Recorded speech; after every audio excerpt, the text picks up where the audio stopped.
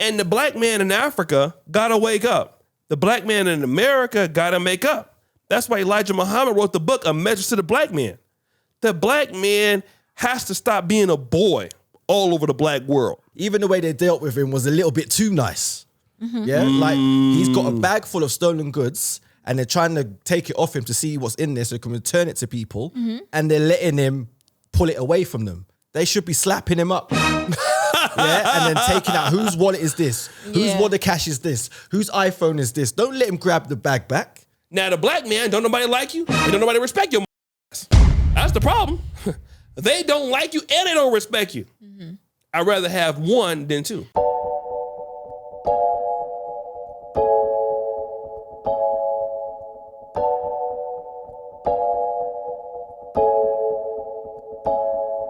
Hi guys, welcome to Kenganda. My name is Johnny Tamaya and this is the Repat Podcast. Hi guys, my name is Alto Brand. Like I said, man from the East. Maintain DJ and producer, living in Kampala for 5 years now, proudly Caribbean. What's up? You know what time it is or what it do. You know what I'm saying? West Coast stand up. Yeah, I mean. Northern Cali in the building. You know what I'm saying? 3800 block, Sacktown. Let's go. Giving out the whole location so that you guys can know where to reach him. So anyway, I was passing time on TikTok and I came across this video. Watch this with us and react to it with us. What have you? Come. Bring the money. Come and bring the money. Go. Come and take here. Come. China mutanga batuba lero munyonyi kubalina. Batuba wana baya ogero kwera musawo nga masimu temuli laptop bazibye ne sente bazibye. Bring. Kabye sente zo musajja na amasimu bichona. Really grips in his bag, you know? Call the police. Call the police. You've been stealing, give the bag up. You see the lady, the lady is like... Okay, Context, please, Rich Auntie. the context is a Chinese man was on a flight. I don't know where it was going, but Ethiopian airline. So he was pickpocketing. He was stealing from people on the flight. And then they happened to find out. And then you can hear the Ugandan man in the background saying, Chinese have been stealing from us. Now today we have them. We have him, we have them. Let me start it off. I'm going to say this, Blake. What I believe what the guy is saying is these Chinese are stealing from us. So now I know we're talking about the big projects here in Uganda, the Entebbe Expressway, and the Chinese bringing their factories or their innovation. But, you know, I think the Ugandans, when they look at partnering with China, for them, I think that's a positive because Chinese typically give lower loans and in comparison to the IMF or the World Bank, and they bring infrastructure, even though that infrastructure may be, it seems to be decent, but like I said, they're bringing in typically cheaper deals than the West. Yeah. So that's why China at one point was getting a lot of praise from at least African governments.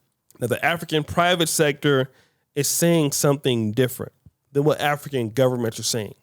If we want to put it into perspective, the African diaspora sends more money in than what China loans, for example, in almost every country, respectively. Uganda sends about $1 billion to $1.3 billion in cash. That's more than what China is investing in Africa. Okay? So now then, because China is giving their money directly to African governments, that's who's making these deals, which the local African can't really, they understand what's going on, but if you make a bad deal with the government, you can't really, it doesn't affect your everyday life. Yeah. But now those Ugandans on that plane, they're somebody. I know that because it's expensive to fly in Africa. It's not cheap. So if you're on a flight, you're most likely a person in the private sector. You're a small business owner. You know, you're not just some person on the street who is, you know, you're one of the highest earning people typically in Africa. So when he says the Chinese are stealing from us, he's not talking about the expressway. He's not talking about potholes or roads. He's talking about the Chinese are in our private sector. They are undercutting us in our private sector such that we can't make money. They're coming in, bringing in their products, and they're selling local things like clothes or shops. If you go to any Ugandan road or street, there's many shops, boutiques, electronics. The Chinese are there, typically undercutting those people because of the connections or whatever they can do. So when they say they're stealing from us, they're saying you're stealing from us, you're stealing our customer base. Because people are not loyal. People are going to go to the best price. And Chinese also do something where they put, there's no negotiation. In most African markets, there's a time you got to negotiate. So much so as a hassle, I don't even go. I'll send you to go, not that I have, but somebody else to go. You guys go and negotiate. But when we go to Chinese place, the price is evident. So there's negotiation. So the Africans that are buying are not looking at, well, these are Chinese entity. They're looking at, hey, I need these goods. I need them for my family. There's the price. I'm going to buy it at this price because it's guaranteed. So the Chinese African vendors that are in the private sector are saying, you guys are taking our business, but why are you here as foreigners? You should be bringing something that we don't have. Yeah. But every Chinese person isn't building roads. There's some small-time petty Chinese people coming to Africa to build their wealth in the same local sector that you see like in Gazaland or in the Chikubo Nation or down the street as a boutique owner or small markets or restaurants or supermarkets. This is competing with the Ugandan private sector. Yeah. And they can do it because of their connections at a cheaper price. So Ugandans look at that as being, you're stealing from us. So that's where the frustration comes in. But I'll go ahead and let them brothers build on it. Yeah. Before I let them build, let me see what I have to say before I forget. But what Osha said was actually really, really good. From my interpretation and from what I know, some Ugandans could be frustrated with the Chinese. First of all, a thief is a thief before we go any further. That was wrong. A thief can be any race. That was wrong of him. You know, he shouldn't have been stealing. He should have just been sleeping and reaching his destination. But clearly his hands were itching to do something else and he ended up landing himself in hot water. But from the other point of view, you can hear the man speaking in Luganda that the Chinese have been stealing from us, or finally we have him, you know, they've been taking so much from us. And on the flip side, to another Ugandan can be something like they own so many things in this country that they shouldn't be owning, or that a normal Ugandan should be owning, you know.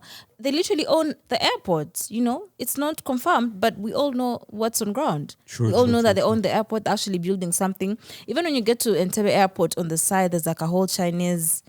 I don't know what it means, but I'm sure the Chinese understand what it's saying when they're coming into the country. So there's that. And then you can also see how so many of the roads in Uganda have been constructed by the Chinese, how there's some infrastructure in the country that has been constructed by the Chinese. Like Osha said, it can be a cheap deal, but you can say the government has picked a cheap deal that's going...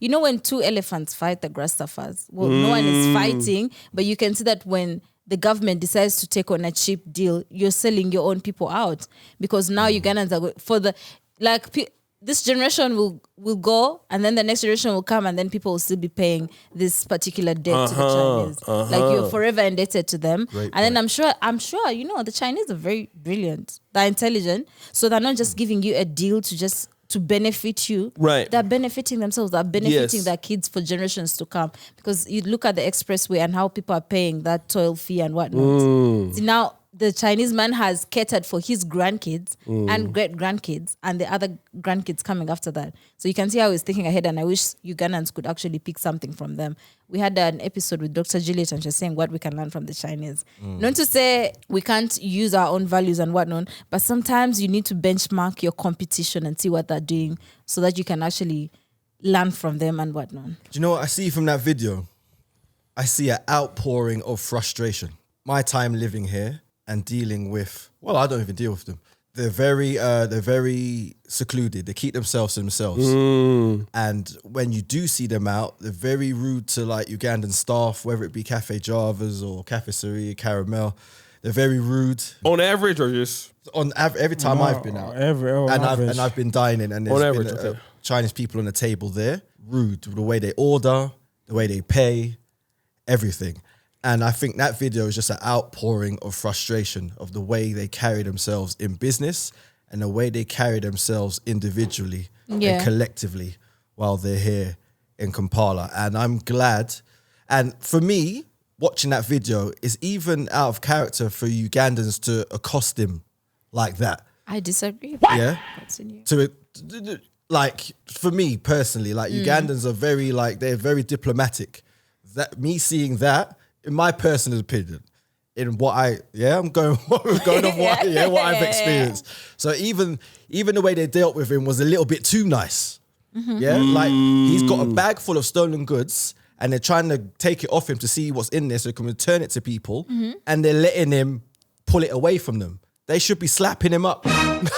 Yeah, and then taking out whose wallet is this? Whose wallet cash is this? Whose iPhone is this? Don't let him grab the bag back. So, you know, that video for me is an outpouring of frustration with the way they carry themselves while they live here. Like, I can't go to Beijing or any part of China and put up like Uganda. Yeah, sign. you know, I can't open a shop and tell Chinese people they can't come in. Can it happen?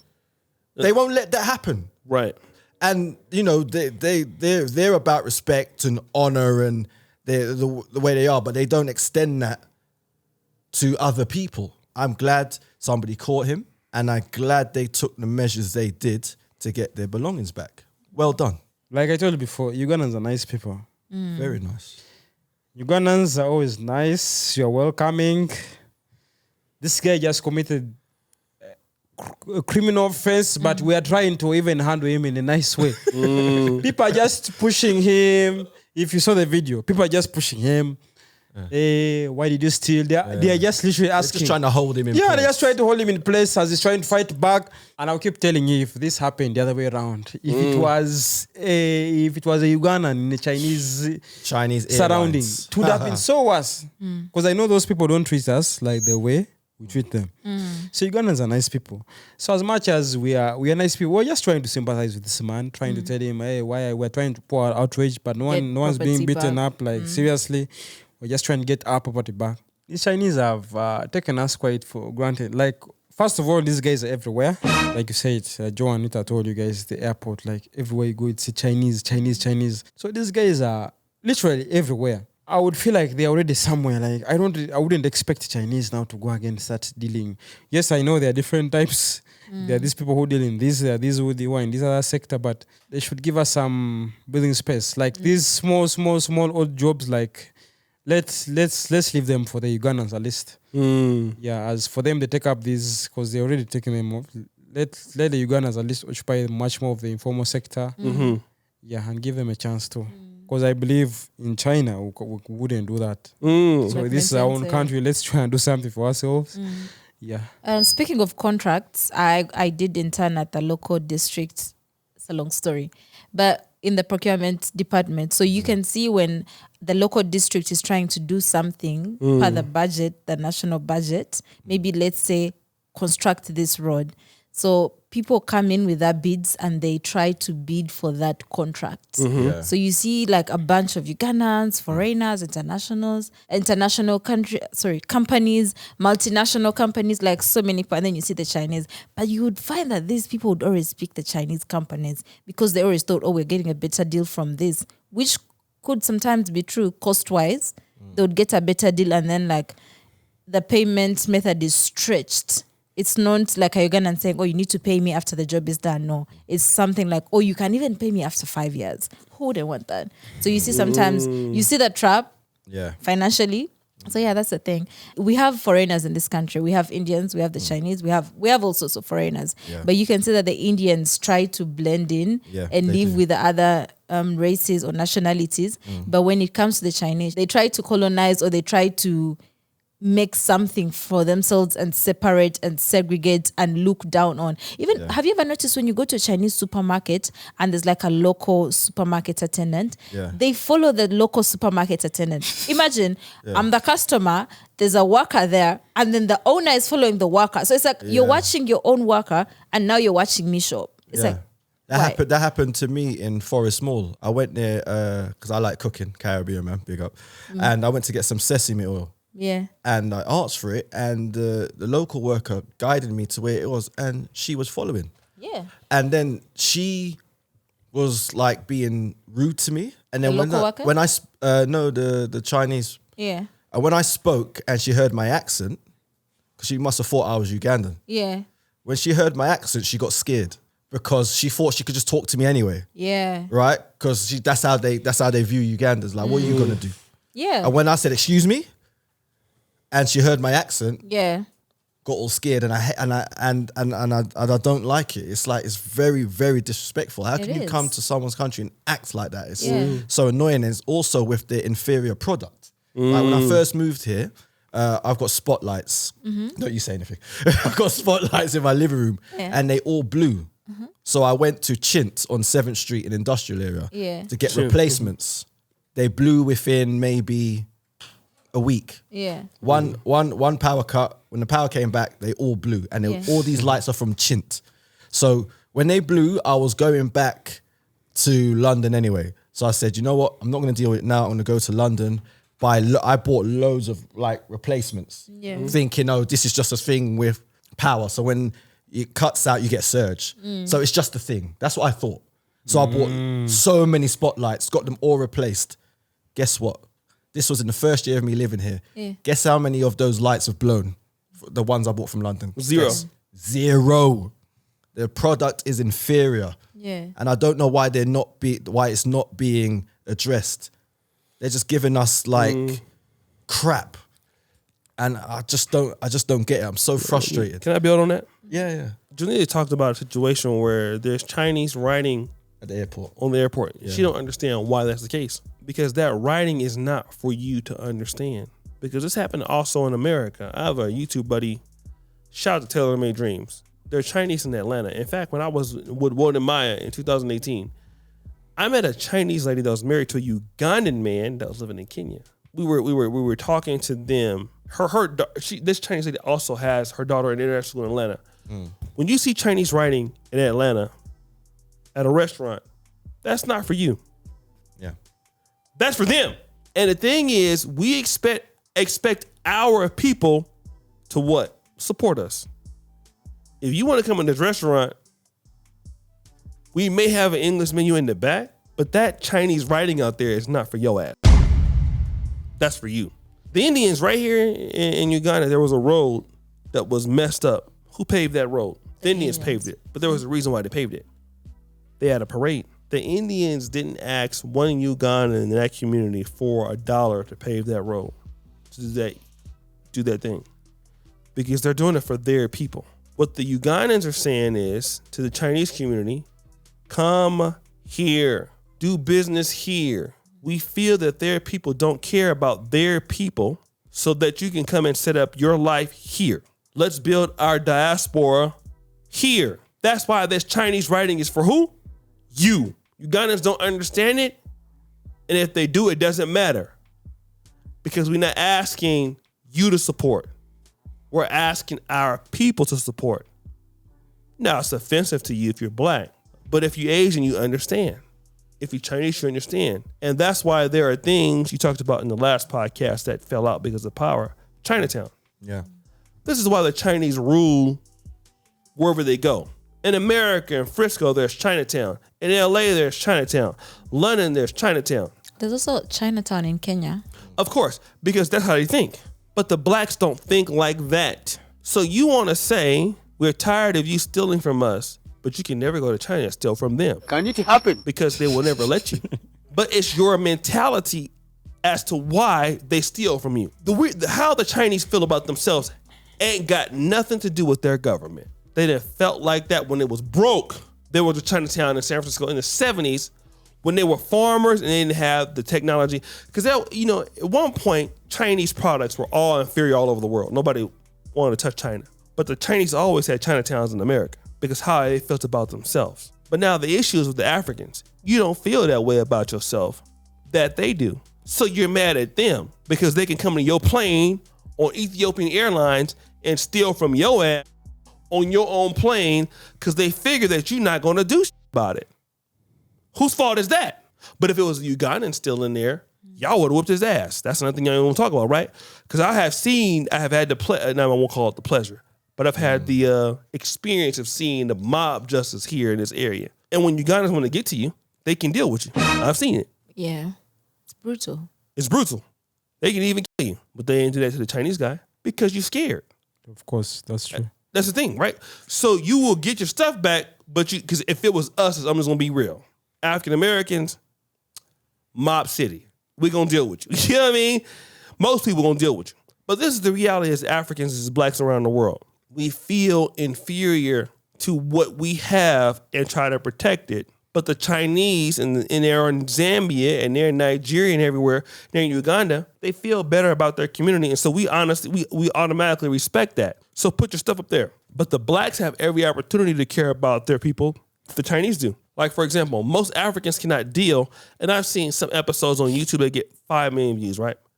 African man with a Chinese woman. Why does he get so many views? Because it's not commonplace. Yeah. Yeah. It's Unusual. rare. It's unusual. Yeah. Whenever you see an African with an Indian, it gets a lot of views on YouTube. Why? Unusual. Because you know damn well you ain't got no chance with no Chinese woman. You know that. Because she got a lot to lose dealing with your ass. Now, as Africans, as blacks in the diaspora, that's on us.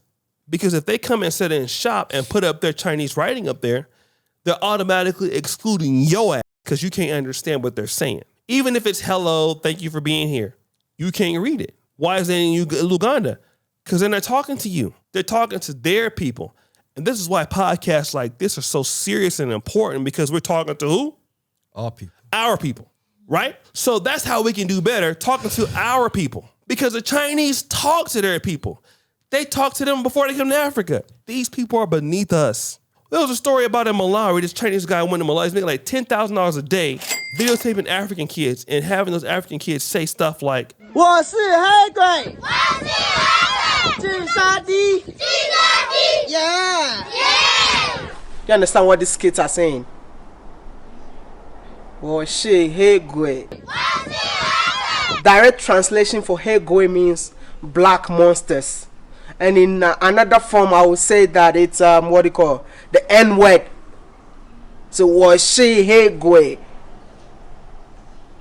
The next one they are saying is what? Yeah. G Shandi. Low IQ.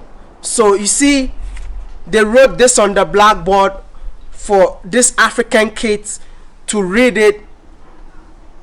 Was she Hegwe? D Shadi, which means I am a black monster or I'm an N-word with a low IQ. How on earth would you allow foreigners to come into your country to exploit your own people and at the same time insult the entire black people of this world? but that's because you don't get no respect. And one of our best episodes here on this podcast, and we never can get around my rants, why white people or other foreigners don't take what? Black people serious. Black people serious. And we keep kidding around this, and we can't get around. It's indefensible. Nobody takes black people, and I saw Outer Brand, he commented on one of my rants on Instagram. Don't take you serious. So now what do you expect? How can you get mad at the Chinese man when you don't protect your women? As an individual, you might, but your men don't. Your women don't feel safe with you as much as them. Your community don't evolve as you there and you leading it. So now when the Chinese come in, they look at them as somebody that's benefiting them. And that's on us as the black community worldwide. That's the ill we catching. And now we mad that we got to deal with it. We're angry at the wrong people. Yeah, if he stole from you, deal with him, whoop his ass, whatever. But then come back as black men and say, why is this happening? Because we know we can't do it there. And then it takes effort on our behalf, which we don't want to do. We want to be mad at folks for the wrong reason. But when you're not doing the work, I know I'm a little drunk, but it's the truth. He's not, guys. Pour me another glass, brother. Hotep. Do you know what? It's like, it's not that I think Ugandans or black people in general are fearful of putting other people in their place when they disrespect us. It's always the same when we do step up to put people in their place. We're always cast as the villain. Yeah. Right? So say like, for instance, that video, I'm looking at it as a positive, but someone's going to look at it like, oh, why are they dealing with him like that? Why won't they let the flight attendant handle it, blah, blah, blah. But if it was the other way around. She really tried to, by the way. If it was the other way around, they'd be applauding the Chinese people for accosting the Ugandan thief. Exactly. Yo, so it's a lot of that as well. I just think that when I moved to Uganda, there was no way I was just going to stay in Laboa and just shut myself off and not try and get out and learn about Ugandans and the culture and the way of life here. that's just in me. That's just, I can't help but be any other way. My personal experience with being around Chinese people here, they don't care for it, and they will never ever look to integrate or assimilate or learn anything about Uganda while they're here, and I think it's wrong, and it really, really triggers me. Yeah, we as Africans, we need to look into ourselves. And we can do much better. Speak your mind, Alta. Speak your mind. Yeah. It's a free, open space. I agree with you. That's it. But let me come through and save Alta. Go ahead. Build it up. No, I was just saying, also as Ugandans, we need to stop being such pushovers. Like, stand up for yourself. Because I know for sure that I've seen like a Chinese person in a supermarket say, go. Like, it's like shush. Yeah. A Ugandan, like shushing a Ugandan away, and the Ugandan just swapped. Like, you better go back and say, I'm here. Yeah. This is my country. You're using my currency. So I need this from your supermarket and I'm going to get it. Don't just be a pushover. And we try, as Ugandans, we try to keep the peace so much. In that if you try to step outside keeping the peace, you are seen as, oh my gosh, she has no manners. She doesn't. There's no home training. You know, we blame the elders, or the mom didn't train her well. It's just like, why? No, if someone wants to stand up for themselves, then they should be able to do that, especially against such a thing like that. Well, if you're in the right, which the people on the plane were, trust me, you gotta stand up for yourself. Yeah. Yes. But the way are standing up for them. And I always say Ugandans are nice people to a certain extent. Then, but if they need to deal with you, they can. Yeah. And it's nice as somebody can be.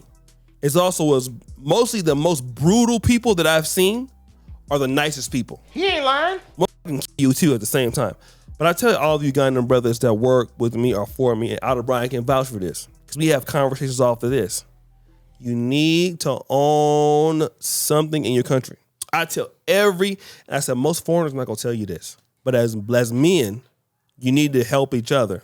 Because no African man, feel comfortable going to China and stealing like that without being killed. So if I'm going to come into a plane with African men, I know that the result of being killed, but I pretty much guess it's not going to happen, right?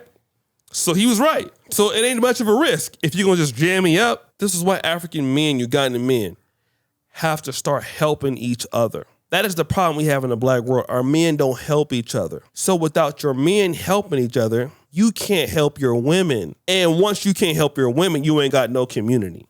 You may have culture, but you don't have no community that bring in nothing that is actually sustaining in the world stage. Africans got culture, and everybody in the black world got culture. But then you got community that protect your people like the Chinese. That's different, because your mindset on that same level. Nowhere in the black world does I see any blacks outside of, and this is controversial, Somalians. They're the closest ones. And Ethiopians, the ones on the horn. They're the ones that have that kind of, hey, you can't touch our people kind of stuff. But the black man in sub-Saharan Africa got a household, adopt that. He needs to own his agriculture. He needs to own his private sector. He needs to be able to own everything and keep people out. And the black man in Africa got to wake up. The black man in America got to make up. That's why Elijah Muhammad wrote the book, A Message to the Black Man. The black man has to stop being a boy all over the black world. Because if I'm a Chinese man, I can steal from you. I think you're a boy. You ain't gonna do nothing to me. But me ain't gonna deal with you with consequences. And once we can do that, that's when the world gonna take us serious. Yeah. Because North Korea, they Asians. But everybody in the world deal with North Korea with some level of respect, right? Yeah, Russia, look at Putin. You can say what you want about Putin, but the West is still buying gas from who? From Putin. You gotta respect a man and want to be a man. Once Africa do that, they got to respect Africa too. And the black man got as much right to be a man as a Chinese man. He got as much right. He put his pants on. The Ugandan man gets up in the morning. He put his pants on like anybody else. Yeah. Right? He got kids like anybody else. Why should he be less of a man than somebody else? It don't make no sense. He got much as right to rule Africa that Putin got to rule Russia, or the Communist Chinese Party got to rule China. He is his God-given right to be a man. But he got to feel that he got that right. They felt that way about him. He felt that way about himself before. So once the black man feel like that about himself, he will start owning his own stuff. He will own his operations. He will put in the work to own his operations, and he will control everything in his economy. He will also pull up his women at the same time. But the black man don't have no confidence. I'm seeing that so much here. I'm seeing this is going to be controversial. I see too many African brothers that don't believe in themselves in this country. They can do stuff and don't believe they can do it. I have to argue with them that they can do it. You know, I can't do this because this man. What do you mean you can't do it? Yes, you can do it. You're Homo sapien like they are. There's no difference in your mind than anybody else. But the black man is already defeated in Africa. We see elements of not being defeated, but once the black man started waking up, he will deal with foreigners in a way that was harsh because the Chinese man will deal with you in a way that's harsh. So now once we get to that way, watch Africa start rising. But the black man got to believe in himself.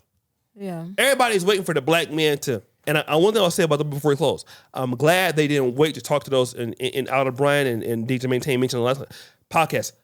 Didn't wait for the Ethiopian Airlines agents to deal with it. This is why you need men. A lot of women don't understand the power of men. But if it was left up to a lot of women, oh no, you guys, no. Men gonna deal with you in a different way. And I'm glad those Ugandan brothers dealt with him in a way to get those people their money back. Because those people need their money, they work for their money. And I'm glad the men stood up to that point. But now we need the men to step up on the point every day. Once our men rise up in the black world, we will be protected. People got to respect us. They ain't got to like us. A lot of folks don't like China. True, but they don't care. But you got to respect them. Yeah. Now, the black man, don't nobody like you, and don't nobody respect your ass. That's the problem. They don't like you, and they don't respect you. Mm-hmm. I'd rather have one than two. That's true. Yeah. I feel like that's well said. Yes, you can. Well said. Unless you two have anything to say. This is a great. Let's just end it on a high note. But let the people know where they can find you before we go. Find me on Instagram, TikTok, YouTube, everywhere. Outer Brand. Go check out my content. Yeah, Outer Brand is tired of me saying. How do you spell Outer Brand? So people can. OUTA. Yeah. Brian. Everywhere. Brian for I. Yeah. Okay. DJ Maintain everywhere. Okay. Not as famous as Outer Brian, but I'm trying to get there. Okay. And for O'Shea, don't message him. Don't message him. If you have any links or anything like that, you can email us at teamkinganda@gmail.com and follow us on all our social media platforms at Kinganda Nation. Subscribe to this channel, hit the bell for notifications, do all the nice things, okay? And subscribe to the Pan African Dating Show. We'll see you guys next time. Peace.